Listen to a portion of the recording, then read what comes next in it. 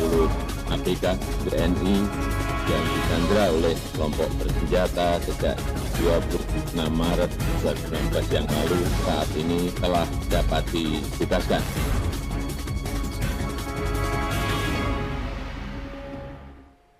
Selamat malam pemirsa, Anda menyaksikan Breaking News Metro TV bersama saya Yasmin Alvina. Baru saja 10 sandera yang berhasil dibebaskan tiba di Bandara Halim Perdana Kusuma Jakarta setelah diterbangkan dari Balikpapan, Kalimantan Timur. Untuk mengetahui bagaimana proses tibanya ke 10 sandera tersebut, Eva Wondo akan melaporkan langsung dari Bandara Halim Perdana Kusuma Jakarta. Ya Eva?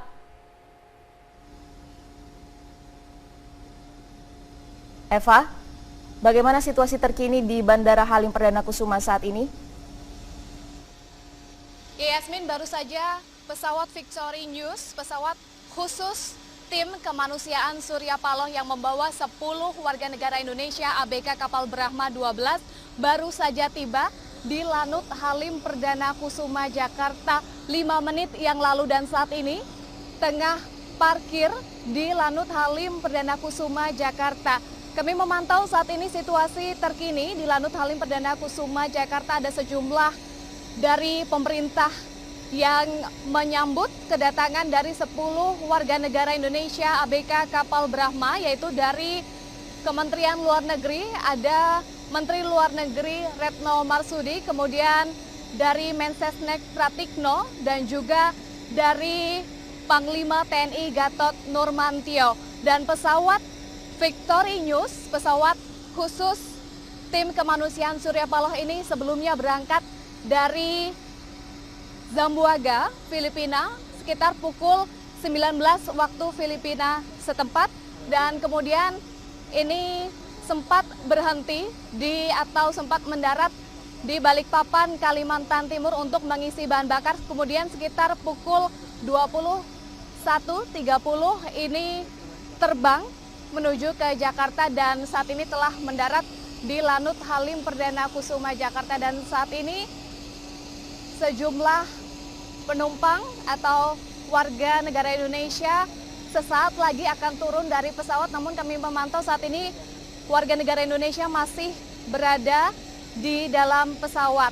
Dan sebelumnya ini dari Presiden Joko Widodo melalui konferensi pers atau pernyataan resminya di Istana Bogor tadi menyampaikan bahwa 10 warga negara Indonesia yang sebelumnya disandra oleh kelompok militan Abu Sayyaf setidaknya selama 5 pekan ini telah berhasil dilepaskan dari tawanan Abu Sayyaf.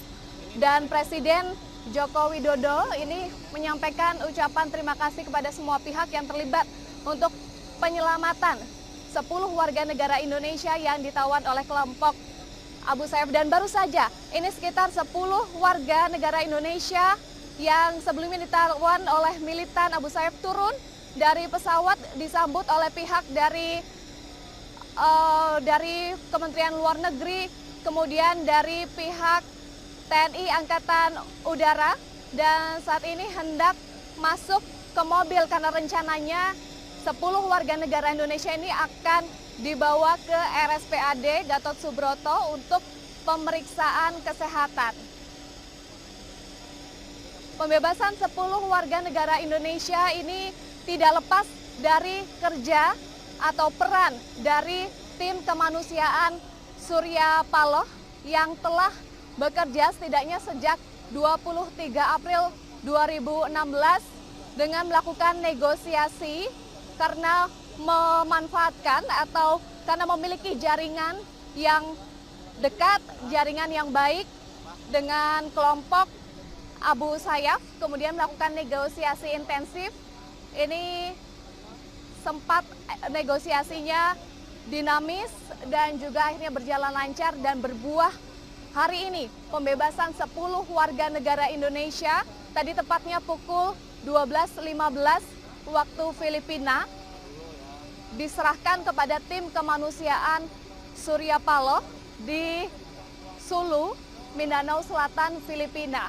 Kemudian setelah diserahkan ke tim kemanusiaan Surya Paloh, ini kemudian dibawa ke rumah Gubernur Sulu untuk dilakukan verifikasi. Kemudian setelah dari Sulu 10 warga negara Indonesia kemudian dibawa ke Zamboanga, Filipina, tepatnya di bandara untuk dilakukan verifikasi, kemudian dilakukan juga pemeriksaan kesehatan dan juga imigrasi begitu.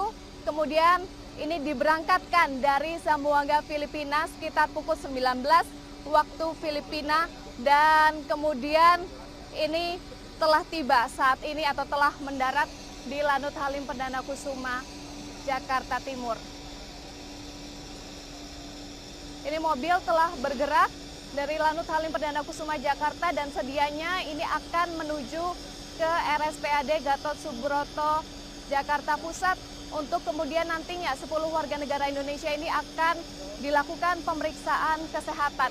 Dan saat ini ada Menteri Retno Marsudi, Menteri Luar Negeri Retno Marsudi. Saat ini kita bersama dengan Ibu Retno Marsudi. Ibu.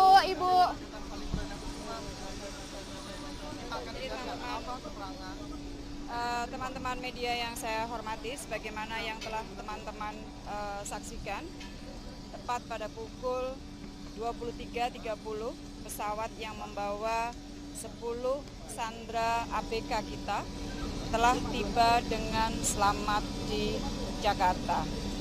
Selanjutnya ke-10 ABK WNI tersebut akan dibawa ke rumah sakit untuk dilakukan pengecekan kesehatan.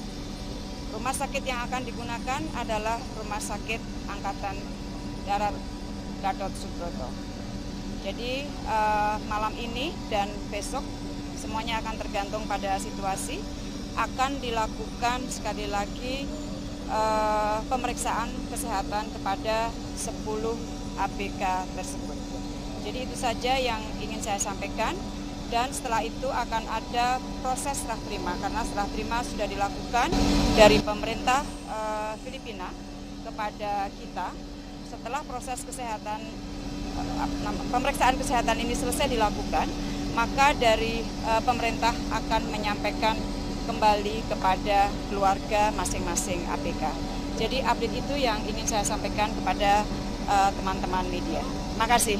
Ibu Retno, setelah dari RSPAD akan dibawa kemana?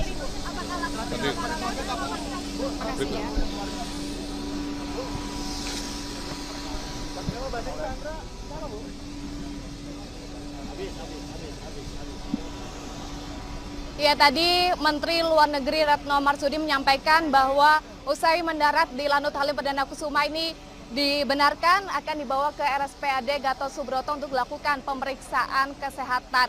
Setelah itu nanti ada serah terima 10 warga negara Indonesia kepada pemerintah dan juga dari pihak keluarga. Namun tadi Ibu Retno Marsudi, Menteri Luar Negeri, belum memastikan kapan serah terima 10 warga negara Indonesia kepada pihak keluarga akan dilakukan. Yasmin Alvina. Baik, terima kasih Eva Wando atas laporan Anda langsung dari Halim Perdana Kusuma, Jakarta. Dan pemirsa, memang 10 WNI yang sudah tiba di Bandara Halim Perdana Kusuma akhirnya sudah tiba dan dalam keadaan selamat dan akan langsung dilakukan pemeriksaan kesehatan di RSPAD Gatot Subroto. Anda kembali di Breaking News, Mas Ridwan. Saya ingin mendapatkan informasi terkait dengan kekuatan senjata dari Abu Sayyaf. Ya, kalau kekuatan senjata mereka ini punya home industry, Rory. Jadi, home industry? Iya betul. Mereka bisa membuat sebuah senapan tempur, sebuah pistol, sebuah bahkan Uzi, mini Uzi. Mereka bisa buat secara home industry. Mereka bisa membuat itu kayak kalau kita misalnya industri senapan angin Cipacing begitu. Kalau di sana ada industri senjata beneran. Kenapa ini tidak terdeteksi oleh pemerintah setempat? Sudah terdeteksi. Apa langkah dari pemerintah setempat setahu Anda, Mas? Ya, pemerintah Filipina itu agak kesulitan masuk ke Filipina Selatan karena karakter tadi, karakter penduduk, kemudian karakter suku, karakter adat, karakter agama yang sangat berbeda dengan Manila. Sehingga kemudian pendekatan yang bisa mereka lakukan sebenarnya pendekatan ekonomi. Kalau logikanya desa itu makmur, distrik itu makmur, mereka nggak akan ke industri senjata. Ini artinya industri senjata pun juga didukung oleh masyarakat lokal di sana. Ya betul, itu salah satu mereka mencari uang dari situ. Kelompok Santoso misalnya itu berbarter senjata dengan kelompok ini. Senjata-senjata yang digunakan Santoso di hutan Taman JK buatan Filipina, misalnya P3 pistol kecil yang ada tulisannya P3 itu buatan Filipina. Dan kekuatan akurasinya cukup lumayan untuk kelas home industry begitu ya. Nah, inilah yang membuat peredaran industri senjata di Filipina Selatan ini menjadi satu problem tersendiri yang bahkan intelijen Filipina sendiri belum bisa memberikan solusi yang baik ya, dan sudah diteliti oleh banyak akademisi terkait itu. Kalau Anda tadi mengatakan ini memasok pasukan senjata untuk kelompok Santoso, sedikit boleh kita bergeser ke kelompok Santoso. Bagaimana untuk menghalau agar tidak ada akses senjata lagi? Sekarang kan border control dari Sulu lewat Manado, yang memutar lewat kepulauan Sangihe itu kan kemudian dijaga ketat sekali oleh TNI Angkatan Laut. Kemudian perbatasan-perbatasan masuk ke Parigi, masuk ke Palu itu juga dijaga ketat oleh TNI Angkatan Darat dalam kaitan operasi Tinombala. Kaitan apakah senjata Filipina masih dimiliki Santoso, saya yakin masih. Karena dulu mereka secara intensif waktu kasus dulu ya, tahun 2003, 2004, dulu ada kasus namanya kasus Sri Rezeki misalnya, yang sekarang orang-orangnya sudah kembali ke masyarakat dengan menjadi orang biasa. Itu dulu mereka ditangkap tahun 2003 itu karena membawa senjata dari Filipina Selatan. Mereka simpan di sebuah perumahan namanya Perumahan Sri Rezeki di Semarang tahun 2003. Lalu ditangkap, digerebek, kena undang-undang terorisme. Lalu mereka dipenjara beberapa tahun, sekarang mereka sudah bebas. Ini artinya dengan adanya home industry bahkan mereka bisa memenuhi kebutuhan senjata mereka sendiri tanpa bergantung dengan pihak lain. Ini artinya tetap akan menjadi ancaman tidak hanya bagi Filipina tapi juga bagi Indonesia. Bagi wilayah kawasan, terutama kalau dalam konteks ini ya Sabah. Tahun 2013 itu seperti yang saya ceritakan ada perang namanya Operasi Daulat. Itu perang antara militer Malaysia melawan gerilyawan Sulu di Lahadatu. Saat itu kebetulan saya hadir di hot zone-nya dan perangnya benar-benar terjadi antara militer Malaysia dengan gerilyawan Sulu dengan menggunakan senjata home industry mereka itu. Jadi mereka mengancam regional Sabah. Nah, ke selatan sedikit, kemudian ke kita kan, ke daerah Sulawesi, ke daerah Banjarmasin ke arah Cebu, kemudian daerah Tarakan, daerah kepulauan kecil-kecil antara Tawi-Tawi sampai ke Indonesia itu ada juga transit-transit kapal nelayan. Ini tentu menjadi ancaman, karena itu pertemuan tanggal 5 Mei yang diinisiasi oleh Presiden Joko Widodo ini menjadi sangat krusial, karena kita harapkan kemudian ada semacam kesepakatan yang firm gitu ya. Misalnya nih, setiap kapal dagang Indonesia yang melewati perairan Tawi-Tawi harus dikawal oleh Coast Guard Filipina. Misalnya ini salah satu kesepakatan yang bisa diambil atau dibahas dalam pertemuan 5 Mei itu. Artinya apa? Artinya mereka bertanggung jawab penuh nih keselamatannya. Begitu masuk ke wilayah mereka. Begitu masuk ke wilayah mereka, karena kita tidak mungkin mengirimkan TNI Angkatan Laut, kapal maksud kami, kapal patroli TNI Angkatan Laut masuk ke perairan Filipina. Pak Edi, ada pihak Kemenlu juga yang bersama saya dalam perjalanan ini. Jadi saya bersama dengan segenap tim penyelamat yang berjaringan dari Bapak Surya Paloh, kemudian juga dikawal dari pihak Kemenlu yang memang ditempatkan di Filipina. Ini ada Pak Edi Mulya. Ya, Pak Edi mungkin bisa Anda sampaikan catatan apa yang diperoleh untuk dari pihak Kemenlu terhadap pembebasan sandera dari Abu Sayyaf ini. Terima kasih. Jadi awalnya kita dari sejak kejadian kasus ini memonitor terus dan melaporkan ke Jakarta. Terus di pertengah jalan dapat kabar dari rekan saya untuk bergabung, dan saya melaporkan kepada atasan saya untuk bergabung. Setelah kita jajaki, ternyata yang itu meminta adalah rekan-rekan saya, sahabat dari cukup lama ya, 2011 kita mengadakan riset root causes and motivation of terrorism. Sudah sebulan ya Pak ini proses penyelamatan, maksudnya proses perencanaan penyelamatan ini. Nah itu tuh bisa digambarkan waktu itu susahnya seperti apa? Karena waktu itu kan memang akses dari pemerintah Indonesia sangat terbatas terhadap pihak pemerintah Filipina. Iya, karena fungsi saya hanya memonitor dan menyampaikan, dan kebetulan sahabat saya tuh Pak Baidowi dan Pak Rizal, mereka mengasihkan proposal dan menceritakan. Kita baca, ya ini emang faktanya adalah dari hasil penelitian kita nggak bisa melawan terorisme segala macam dengan kekerasan. Kita melihat root causes motivasi terorisme itu apa. Dan penelitian yang kita diadakan adalah di 5 negara ASEAN, paling lama di Filipina, dan terakhir kita mengadakan di Kairo, karena kita tahu MI itu kan dari sana, Ikhwanul Muslim dari sana. Jadi berdasarkan itulah Pak Baidowi, sahabat saya, melihat ini pendekatannya adalah pendekatan budaya, pendidikan. Jadi dalam suatu keluarga mungkin ada yang anak baik, anak-anak badu, agama. Jadi ya itulah, by the way ngasih proposal, kita baca, kita perhatikan, ya ini emang inilah permasalahannya. Apakah kita dalam suatu keluarga misalnya ada yang badung, narkotik, kita bunuh atau kita hancurkan? Enggak, berarti kita mesti rekrut, karena kita family satu keluarga ya kita anggap. Dan budaya masyarakat Filipina itu adalah kekeluargaan yang kuat. Walaupun dalam keluarga ada beda-beda, tapi mereka tetap keluarga. Iya, jadi kita pakai landasan itu ya Pak ya? Iya itu, karena hasil risetnya mereka keluarga ya. Baik. Nggak mungkin. Dan kendalanya apa Pak paling besar? Maksudnya kendala? Kesulitan selama proses ini? Iya, kita kan monitor dari beberapa tim. Dan ya saya nggak, kalau bicara ini nggak ini. Jadi ya faktanya adalah sekarang kita udah selesai gitu. Kalau kita bicara ini mungkin nanti saya itu yang fakta yang melegakan. Yang penting sekarang 10 WNI ini sudah siap untuk dipulangkan ke kampung halamannya masing-masing. Pak Edi, terima kasih untuk waktunya.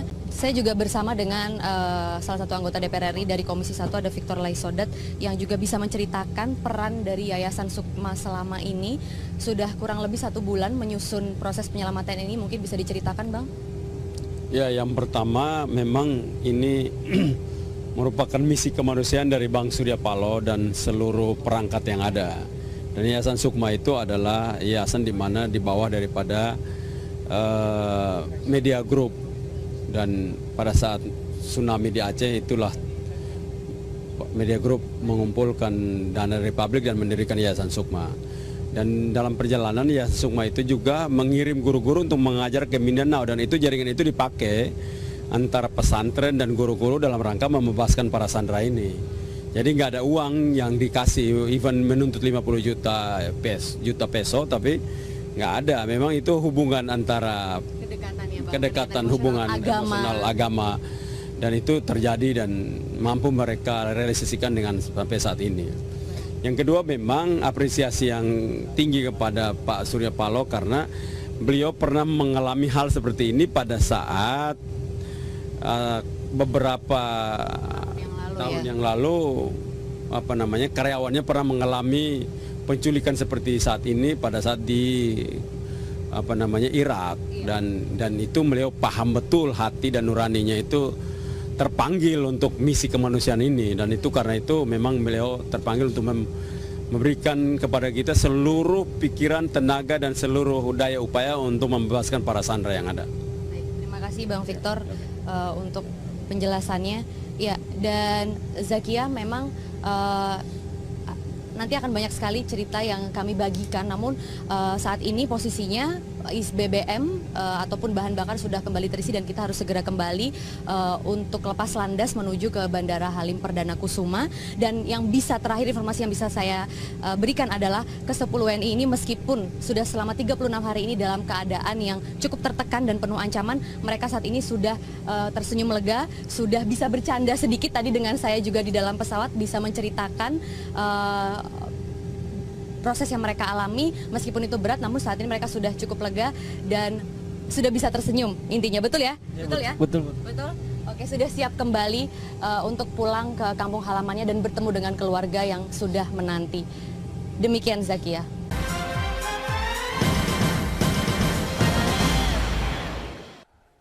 Anda menyaksikan Breaking News Metro TV, pemirsa, terkait dengan pembebasan 10 warga negara Indonesia yang ditawan oleh kelompok Abu Sayyaf dari faksi Al-Habsyi Misaya, dan mereka saat ini menurut keterangan dari Presiden Joko Widodo yang menyampaikan konferensi pers beberapa saat yang lalu telah perjalanan dari Filipina ke Jakarta, dan tadi Menteri Luar Negeri Retno Marsudi juga mengatakan bahwa pembebasan ini melibatkan begitu banyak pihak di antara kedua negara dan bahkan juga melibatkan tokoh-tokoh setempat untuk membebaskan ke-10 warga negara Indonesia tersebut. Kami akan memutarkan video ketika 10 warga negara Indonesia ini tiba di Zamboanga, Filipina.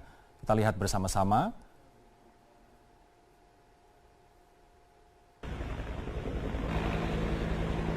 Di video yang Metro TV dapatkan secara eksklusif ini, pemirsa, ke-10 warga negara Indonesia diterbangkan dari Sulu ke Zamboanga dengan menggunakan helikopter.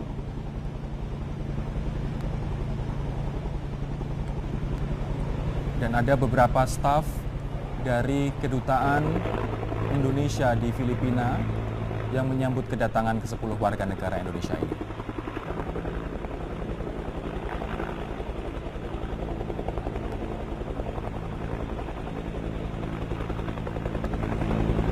Ke-10 warga negara Indonesia, untuk kita ketahui bersama, diculik pada tanggal 26 Maret lalu. Ada 10 orang yang diculik oleh kelompok Abu Sayyaf dengan faksi bernama Al-Habsyi Misaya. Mereka adalah ABK kapal Takbut Brahma 12 yang menarik kapal Tongkang Anan 12 yang berisi 7.000 ton batu bara.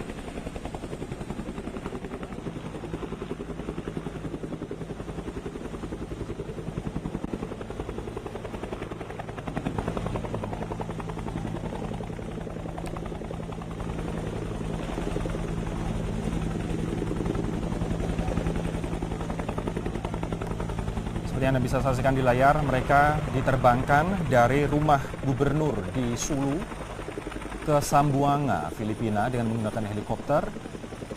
Dan di dalam helikopter ini, pemirsa, ada 10 warga negara Indonesia yang disandra. Mereka di bandara ini atau di landasan helikopter ini disambut oleh staf dari kedutaan Indonesia di Filipina dan juga beberapa personil militer Filipina. Dan Anda bisa saksikan bersama-sama proses penurunan mereka dari helikopter. Sekali lagi, mereka diterbangkan dari Sulu, tepatnya di rumah gubernur Sulu, dikarenakan informasi yang kami dapatkan mereka semacam di-drop atau diantarkan ke depan rumah gubernur Sulu oleh orang tidak dikenal, kemudian mereka diterbangkan ke Zamboanga, Filipina.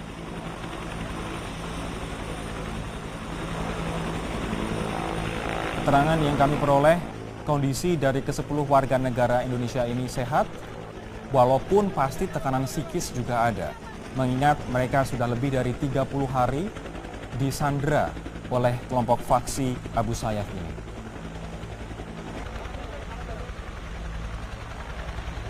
Kita akan saksikan bagaimana ekspresi dari keluarga salah satu korban penculikan yang ada di Makassar. Anda bisa saksikan ekspresi mereka ketika menyaksikan tayangan ini di layar kaca Anda. Gambar di sebelah kiri bawah adalah ekspresi kegembiraan dari salah satu keluarga ABK yang diculik oleh Abu Sayyaf di Makassar, Sulawesi Selatan. Mereka masih menanti dan juga mencari anggota keluarga dari rombongan 10 orang ABK yang berhasil diselamatkan tersebut.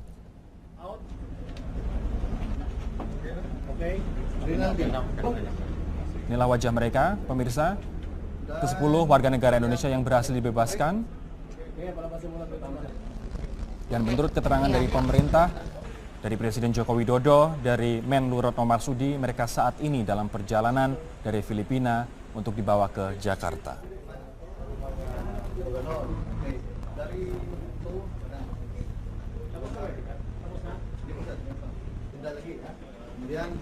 Berdasarkan wawancara yang kami lakukan dengan Ridwan Habib, pengamat terorisme dan intelijen UI yang mengetahui proses negosiasi antara pemerintah Indonesia dengan Filipina. Proses negosiasi berjalan dengan alot dan juga melibatkan tokoh-tokoh masyarakat dan juga tokoh-tokoh adat yang dihormati di Sulu untuk membebaskan ke-10 warga negara Indonesia ini.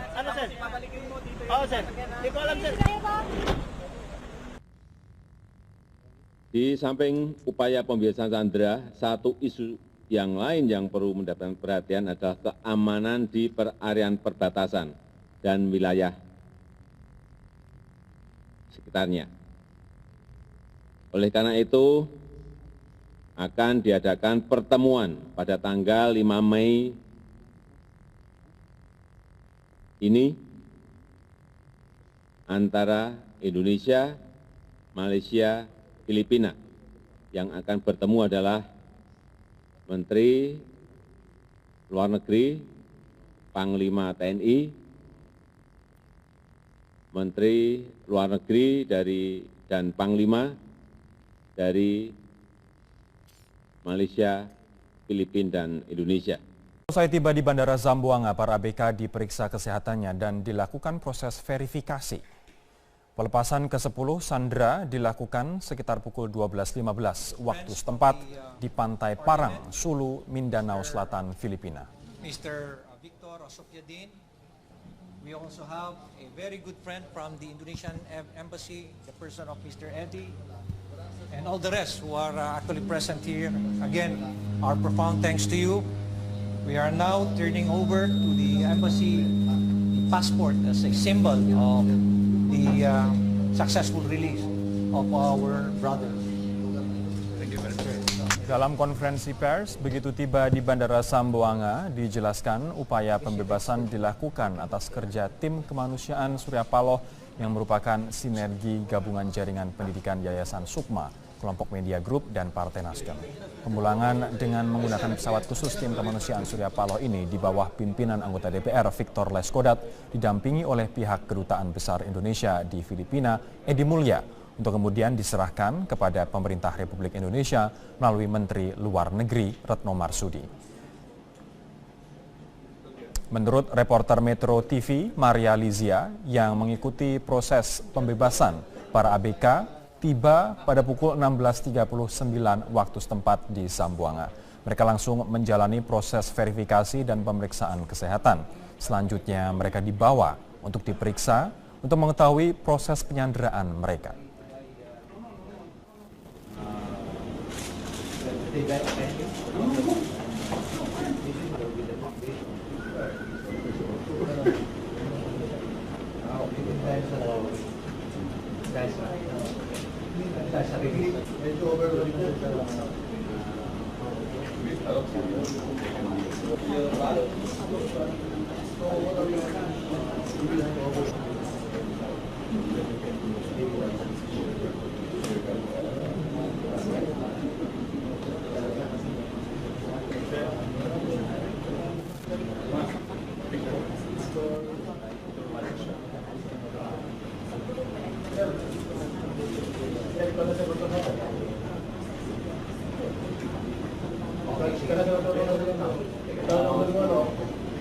Kita akan sekarang menghubungi rekan kami, Mas Ridwan, ada di Klaten. Saat ini kita telah tergabung pemirsa dengan reporter Nizar Kherit yang kini tengah bersama keluarga WNI di Klaten, Jawa Tengah yang dibebaskan oleh kelompok Abu Sayyaf di Filipina. Nizar? Halo, Nizar? Kami masih mencoba menghubungi rekan kami, reporter Metro TV Nizar Kherit yang telah... Ya, suasana senang, suasana gembira, suasana haru juga dirasakan saat ini. Saya berada di tengah-tengah keluarga Bayu Oktavianto, salah satu anak buah kapal yang baru saja dibebaskan oleh kelompok separatis Filipina Abu Sayyaf. Kami sudah bersama dengan ayah Bayu Oktavianto. Bayu Oktavianto adalah salah satu korban yang usianya masih muda, masih 23 tahun. Yang pertama saya ucapkan selamat dan rasa syukur setinggi-tingginya atas berita bahwa Bayu sudah dibebaskan. Tadi Presiden di Istana Bogor sudah menyampaikan bahwa 10 korban yang baru saja dibebaskan sudah selamat dan akan diterbangkan ke Jakarta. Tanggapan Bapak dan siapa yang pertama kali menyampaikan informasi ini, Pak? Tadi kita sekitar jam 2 dapat informasi dari pihak media. Dia tuh mengatakan kalau ke 10 WNI dinyatakan bebas dari penyanderaan Abu Sayyaf. Yang akhirnya kita juga nggak begitu percaya sama pihak dari media, karena kita udah dipesan dari perusahaan ataupun pemerintah informasi yang terkait. Yang paling dipercaya itu adalah pihak dari perusahaan ataupun dari pemerintah. Makanya kita ikuti aja prosedur pemerintah dan perusahaan. Akhirnya 2 jam kemudian jam 4 Ibu Mega dari Personalia itu kasih telepon kepada kita kalau kepastian kalau ke 10 anggota itu 10 WNI dinyatakan bebas dari kelompok Abu Sayyaf. Baik, jika kita review lagi kasus penyanderaan ini Pak, sudah terjadi sebulan yang lalu dan informasi yang kami dapatkan Bayu masuk dalam kelompok, jadi ada dari 10 anak buah kapal yang disandra dibagi 2 kelompok dan Bayu masuk dalam kelompok kedua. Tanggapan Bapak Pak? Ya, saya berterima kasih banget sama pihak dari semua kelompok yang ternyata keberadaannya masih tetap bersatu, yaitu ke 10 kelompok tadi. Ternyata informasi yang kita terima nggak benar, katanya kalau keberadaannya dipisah-pisah, ternyata nggak. Sampai sekarang sampai hampir 1 bulan lebih, ternyata kelompok itu masih seperti sedia kala 10 orang.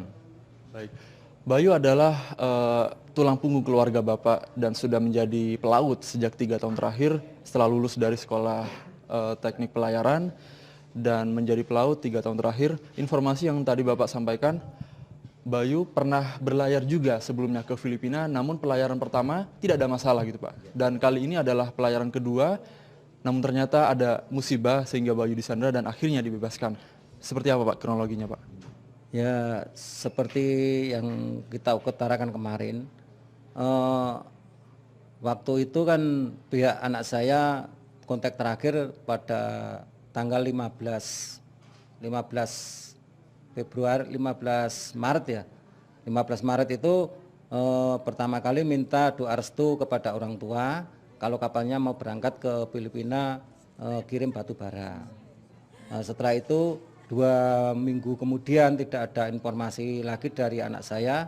Tahu-tahunya tanggal 26 itu sudah ada kejadian kalau di Bajak Banu Abu Sayyaf, kelompok Abu Sayyaf itu. Nah, adakah informasi bahwa pembebasan sandra termasuk Bayu di dalamnya, berapa jumlah nominal tebusan yang diberikan kepada kelompok separatis itu Pak? Ibu Mega ataupun dari pemerintah Indonesia itu bilang kalau masalah kebebasan itu Ibu Mega sendiri juga tidak tahu, yang jelas yang penting keberadaan para 10 sandra termasuk anak saya Bayu dinyatakan bebas dulu gitu. Baik. Pemirsa, kami punya detik-detik suasana haru yang dirasakan keluarga Bayu Oktavianto saat menerima pertama kali kabar bahwa putra sulungnya yang saat ini masih berusia 23 tahun dibebaskan. Berikut adalah gambar selengkapnya.